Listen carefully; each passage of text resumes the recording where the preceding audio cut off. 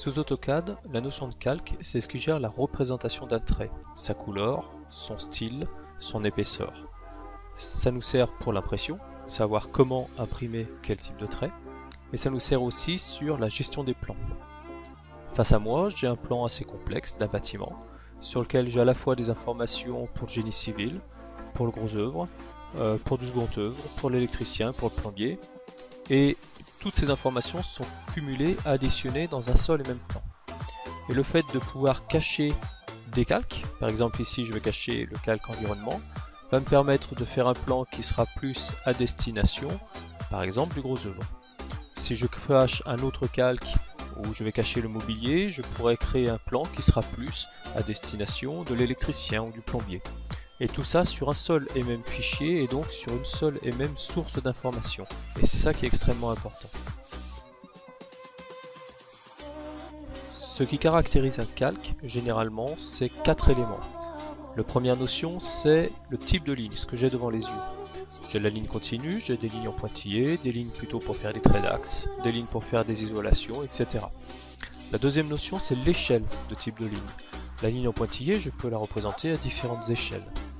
La troisième information, c'est la couleur, en prenant en compte que la couleur à l'écran pour dessiner n'est pas forcément la même que la couleur au niveau de l'impression.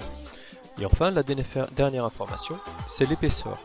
Généralement, quand on travaille sur l'écran, on ne dessine pas les épaisseurs, on les prend en compte dans les paramètres, et c'est uniquement au niveau de l'impression qu'on va sortir un document avec des épaisseurs de traits différentes.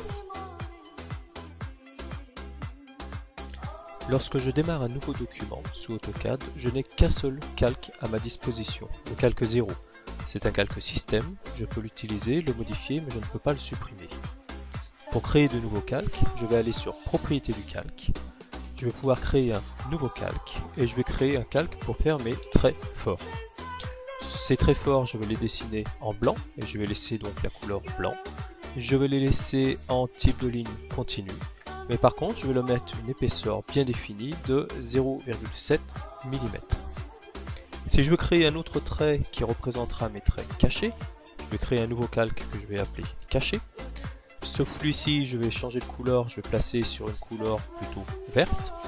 Je vais donner un type de ligne en pointillé, donc je clique sur la fenêtre et je note qu'au démarrage d'AutoCAD, je n'ai que la ligne continue à ma disposition. Il faut donc que j'aille charger différents types de lignes et je vais aller charger le calque qui s'appelle caché. Ok, il est maintenant à ma disposition, je peux l'utiliser.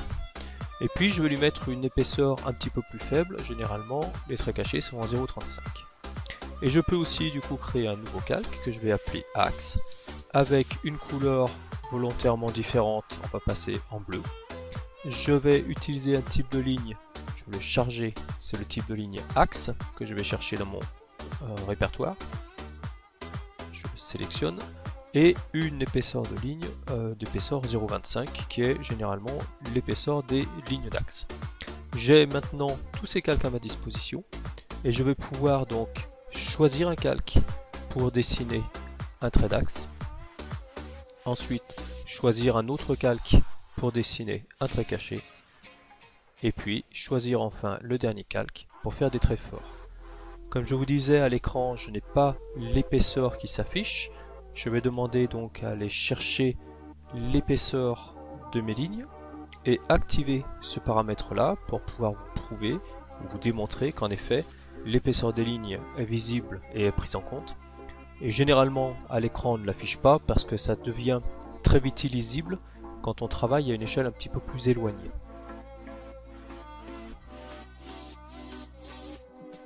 J'ai organisé ici mes calques avec un type de ligne, les traits forts, les traits cachés, les traits d'axe, un petit peu à l'ancienne, comme si j'avais des crayons d'épaisseur différentes.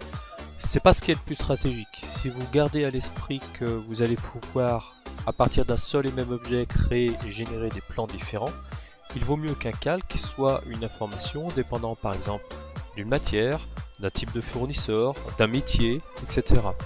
Quand je travaille dans le bâtiment, j'ai tendance à créer un calque pour le gros œuvre, un calque pour le plombier, un calque pour l'électricien, un calque pour la structure, un calque pour l'agenceur. Quand je suis plutôt dans un domaine industriel, j'ai tendance à créer un calque pour les familles de pièces. Voilà, je catégorise les pièces du commerce, les pièces usinées, les pièces conformées, etc. Et je m'organise de cette manière-là. Je trouve ça plus pratique et ça permet dans un plan d'afficher ou de cacher des informations. Je vous ai parlé tout à l'heure du calque 0 qui était un calque système que vous pouviez utiliser mais pas supprimer. Il existe un deuxième type de calque système, je vais le faire apparaître en créant une cotation. Et ce calque-là s'appelle le calque DevPoint. Il a une particularité, c'est qu'il ne s'imprime pas. Ce calque finalement sert à représenter le point de sélection à l'endroit exact où vous avez cliqué quand vous posez votre cote. Ça permet d'avoir un point de saisie, d'avoir un point représenté à l'écran, mais qu'il ne s'imprimera pas sur votre plan.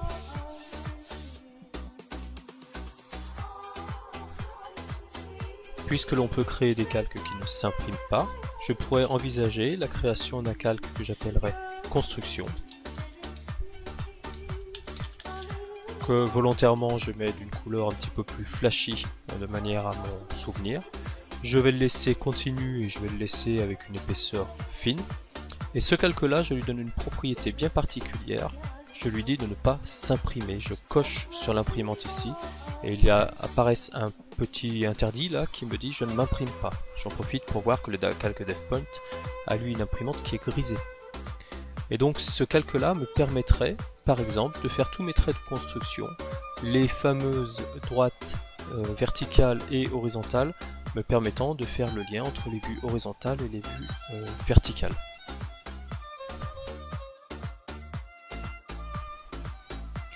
Pour utiliser les calques, vous avez l'option numéro 1 qui consiste à sélectionner votre calque avant de faire votre commande de dessin.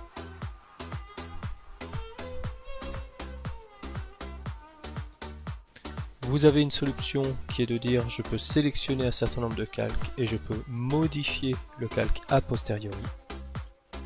Et vous avez un outil très pratique qui est l'outil copier les propriétés qui vous permet de copier les propriétés de ce calque à ce calque-là.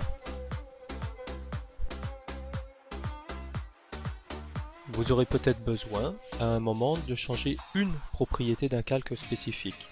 Par exemple, conserver celui-ci sous le calque axe, mais changer la couleur. Vous avez ici une fenêtre propriété sur laquelle vous avez la couleur du calque et que vous pouvez choisir si vous le souhaitez avec une autre couleur. Vous pouvez changer l'épaisseur ou vous pouvez changer le type de ligne. Ce trait-là reste un trait axe, c'est-à-dire que si je viens par exemple cacher mes traits d'axe avec la petite ampoule, le trait disparaît comme n'importe quel autre trait d'axe. La tâche de création de calque est un petit peu longue et il est probable que vous ayez besoin ou envie de récupérer ce que vous avez fait dans les autres dessins. Pour ce faire, on peut créer un gabarit. Donc on vient sur Fichier, Enregistrer. Et dans Enregistrer sous, on va sélectionner ici un gabarit de dessin. Et je vais créer mon modèle. Vous vous rappelez cette fenêtre là. J'avais utilisé le ACAD ISO. Là je vais créer le ACAD Perso, que je peux enregistrer sur le dossier d'AutoCAD ou que je peux de préférence enregistrer sur mes documents. Et du coup, quand je démarrerai un nouveau dessin, je pourrai sélectionner ce gabarit là qui comportera mes calques prédéfinis.